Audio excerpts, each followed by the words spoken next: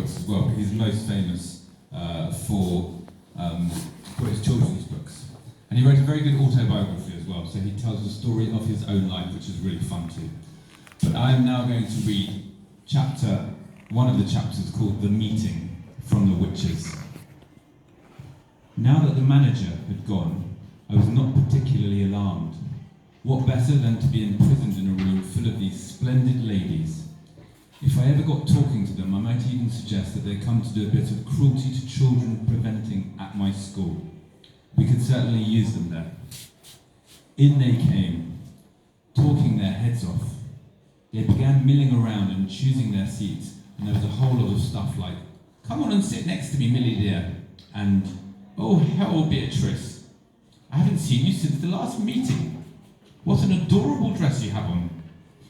I decided to stay where I was and let them get on with their meeting while I got on with my mouse training.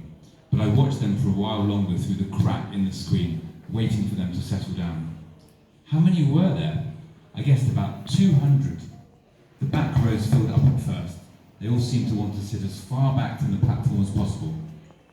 There was a lady wearing a tiny green hat in the middle of the back row who kept scratching the back of her neck. She couldn't leave it alone. It fascinated me the way her fingers kept scratching away at the hair on the back of her neck. Had she known somebody was watching from behind, I'm sure she wouldn't have been scratching that way. I wondered if she had dandruff. All of a sudden, I noticed that the lady next to her was doing the same thing. And the next one. And the next one.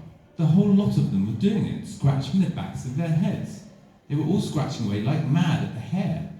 Did they have fleas in their hair? More likely it was nits. A boy at school called Ashton had his nits in his hair last term, and the matron had made him dip his whole hair in turpentine. It killed the nits all right, but it nearly killed Ashton. Half the skin from his scalp fell away. I began to be fascinated. I don't think I needed one. Easier without.